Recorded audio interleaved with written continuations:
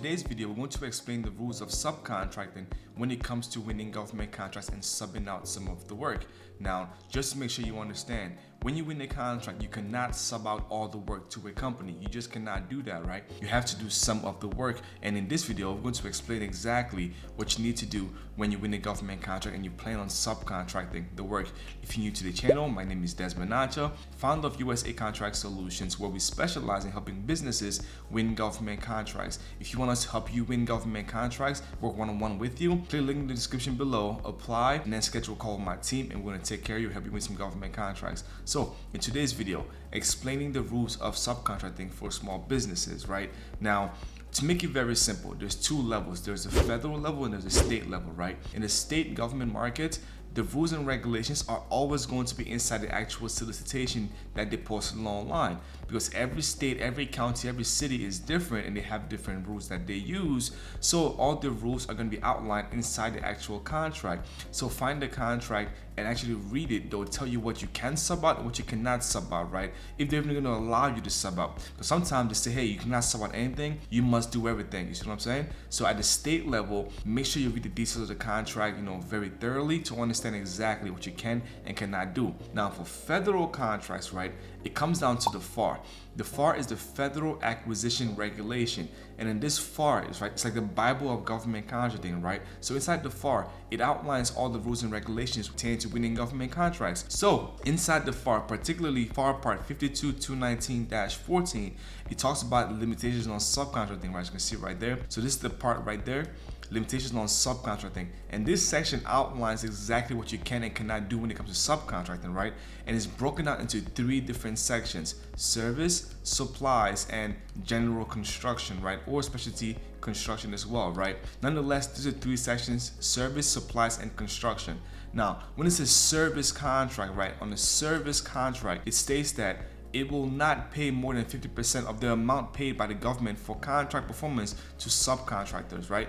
That simply means that when you win a service contract, you must do 50% of the work, period, right? You must do 50% of the work. Now the question is, right, if you plan on subcontracting most of the work, what can you do, right? Now this now leads us to this section right here, which is now the limitations on pass-through charges. So when you win a contract and you give it to a small business to do the entire project, that's a pass-through, right? So they have a rule that says limitations on pass-through. So what do you have to do to meet your part as you winning the contract, right? And it says right here, you must add value, right? Now, adding value means that the contractor performs subcontract management functions that the contracting officer determines to be beneficial to the government. For example, processing orders or parts or services, right? Maintaining inventory, reducing lead time, managing multiple sources for contract requirements, coordinating deliveries, assurance like quality control, right? So this is a few things that you can do to add value to the contract when you win the contract, right? So things that you can do when you win the contract could be, you're managing different vendors, right? You're ordering supplies, you're keeping everybody on track, right? So they finish early, right? You're essentially doing quality control, right? Billing the government as well, right? So you're adding value in a different capacity rather than just, saying you do the entire contract and I'm just gonna build the government. You cannot just sit there and build the government. You must do more than just build the government, right? So you have to find ways to add value to the contract. Let's say it's a landscaping contract, it's a service, it's a landscaping contract. On this particular contract, you have a subcontractor that does the entire contract. Well, in that situation, you can order the supplies, the equipment, the gas. You can coordinate what times to go to mow the lawns, right? You can also just go back through and do some quality assurance. You're managing the subcontractor without actually physically mowing the lawns, right? So you have to find a way to add value based on what this rule said, right? You must add value, right? So whatever the situation is, when you win the contract, right, you must add value to that particular contract to meet your requirements. So the question is, how do you add value? That's where it goes to the subcontractor management, ordering supplies, ensuring quality, reducing lead time, and so on, right? So that's for service contracts, right? The second one, right, is now for supplies.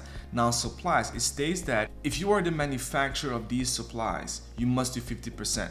Okay? If you are not the manufacturer, you can buy and just simply resell it. That's the rule. That's why people like reselling, right? Because they're not the manufacturer, they simply buy it and then resell it to the government and coordinating the delivery of the services, right? Or the products.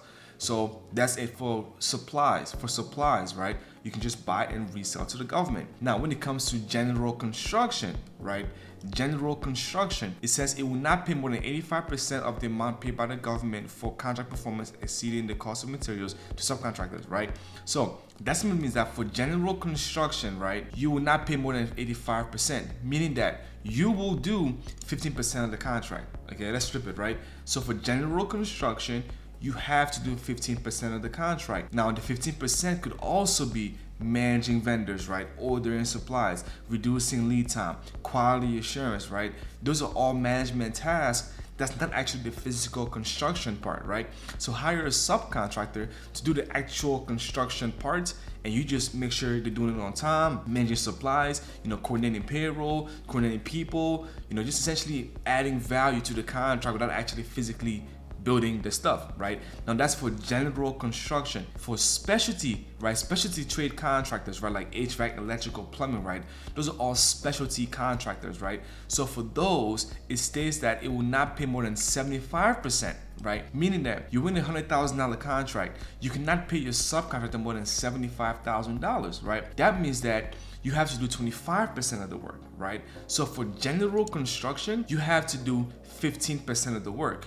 For specialty construction, you have to do 25% of the work, right? So if it's a $100,000 electrical contract, you must do 25% of the work, right? If it's a $100,000 general construction contract, right, you have to do 15% of the work, right? For services, you have to do 50% of the work, right? For supplies, you have to essentially resell the product to the government if you are not the manufacturer.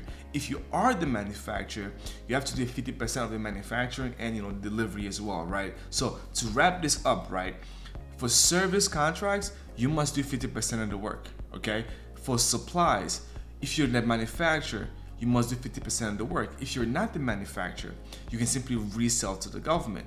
And for construction, for general construction, if you are doing general construction, you must do 15% of the work. If you're doing specialty construction, you must do 25% of the work, okay? Hope this video kind of made sense for you guys, really broke it down. Again, you can go look at this yourself at the federal level. Literally just Google limitations on subcontracting and it will outline exactly what you can and cannot do, right? This is the entire part right here. Go ahead and read it if you want to, right? But definitely get accustomed, to this particular rule if you're gonna be using subcontractors. And also look at pass-through charges, right? Because they both go hand in hand, right? Because limitations on subcontracting is like, okay, this is what you can do as far as subcontracting. Pass-through charges is, okay, where is the line of where you have subcontractors and you're doing nothing, right? So the pass-through simply means, okay, like you're not just reading the contract and giving it to them. You're at least adding value, right? It even goes through and says that excessive pass-through charges with no respect and so on. It tells you what you cannot, it says like adds no value, right?